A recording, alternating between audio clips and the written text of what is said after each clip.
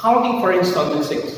So when you sell your, for example, an emporium or a department store can sell items in an installment basis. The question is, how do we recognize gross profit for that period? So how do we account for an installment sales? We have here Corona Company who has these details: installment, accounts receivable, and cost of goods sold. The question is, how much is the realized gross profit?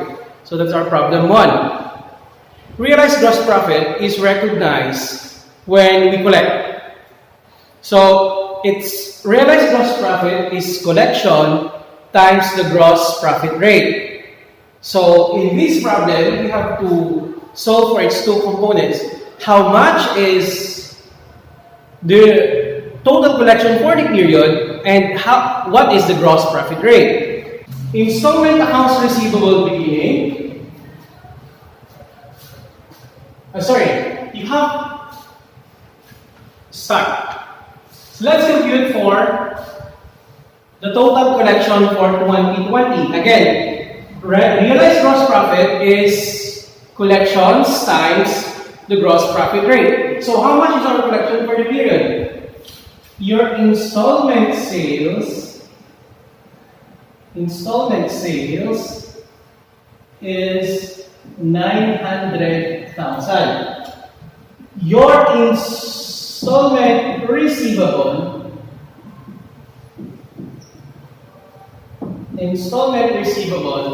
as of December 31 is 500,000. So that means you have collected 400,000 for the period. So that's one component. Next, you have to multiply its gross profit rate.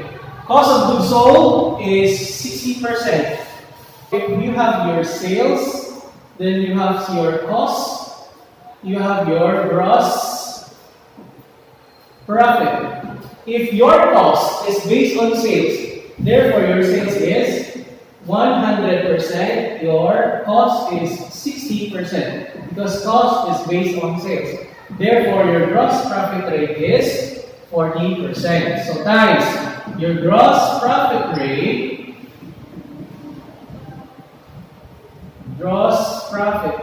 of 40%.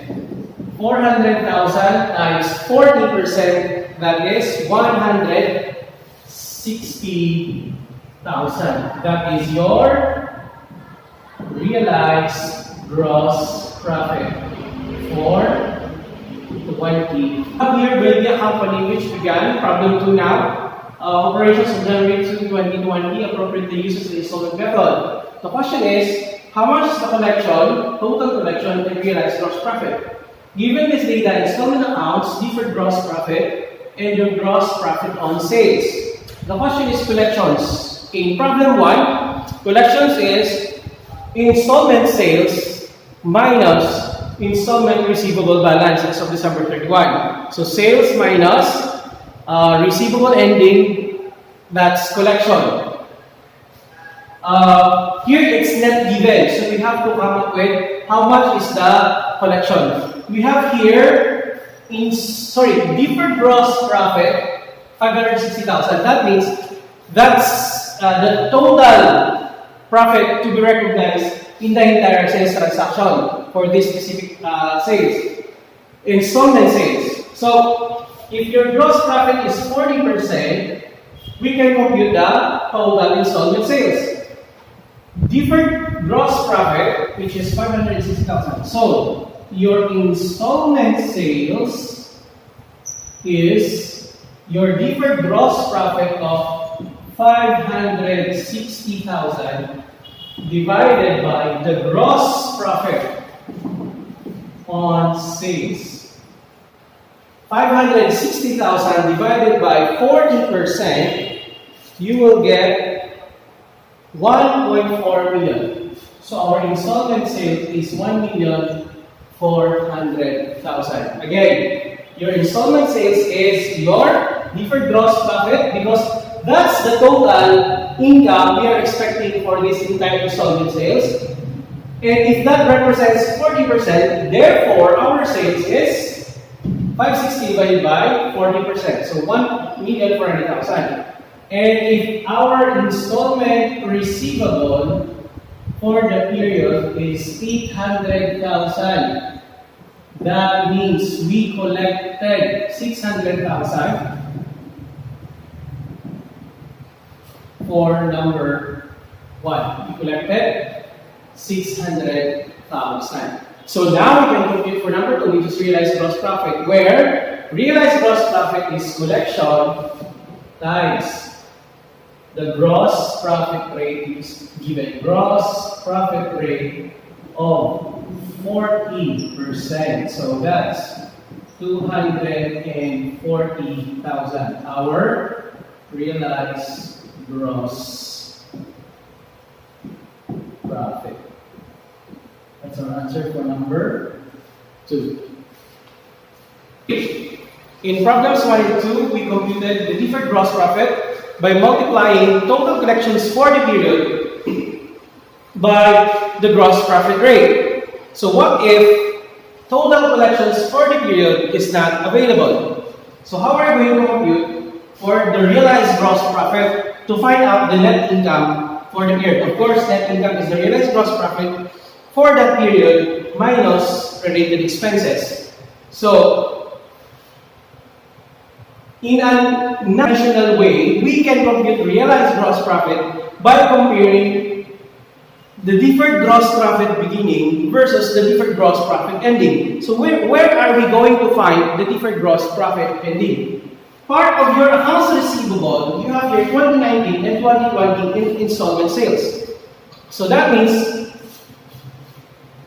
deferred gross profit in 2019 and 2020 receivables represents the ending deferred gross profit. So the difference of that between beginning and ending deferred gross profit is the realized gross profit. The next question is, how much is the deferred gross profit in 2019 and in 2020? So, in 2019, sales were made at 30% above cost. So that means your installment here represents 130%. Your cost is here, sales. Your cost. So you have your gross profit. If your cost is 30% above cost,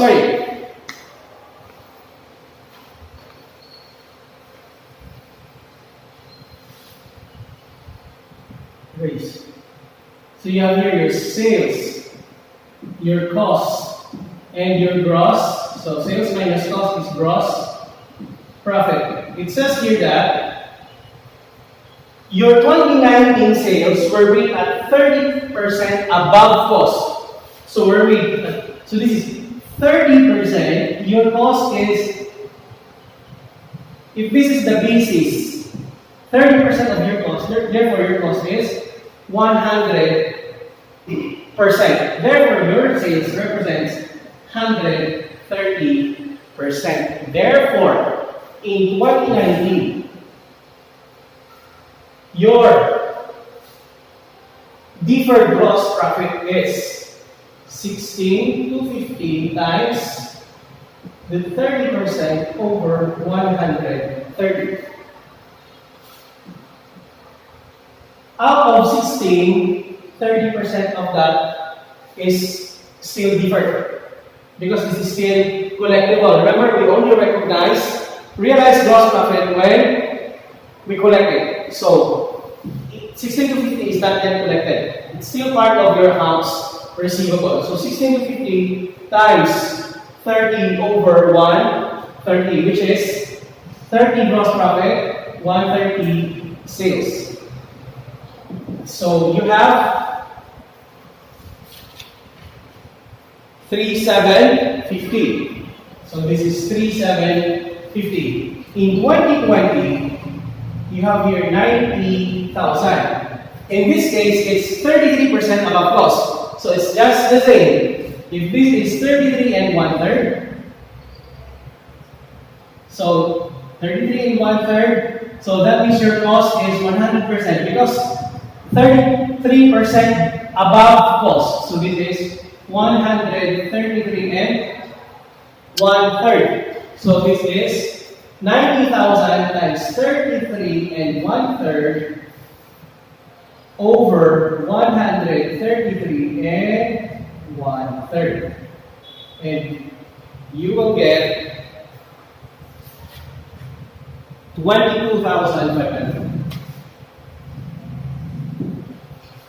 So, your deferred gross profit for 2019 is 3,750 and 22,500 for 2020. Your total deferred gross profit is 26,250,000.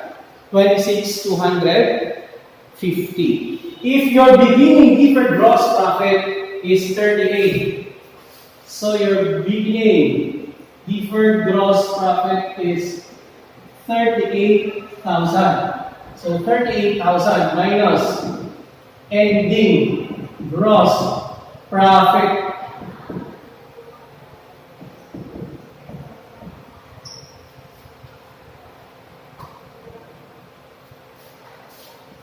So I write it here clearly.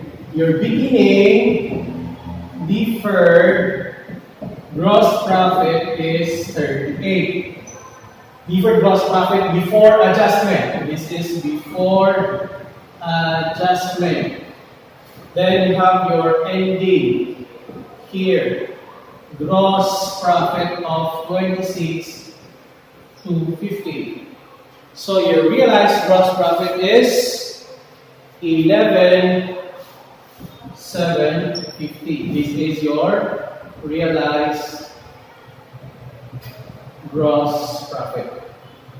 Then we have given expenses of 1,500. Therefore, your net income is 10,250. So your net income for the Lumaban company for its 2020 installment sales is 10,250.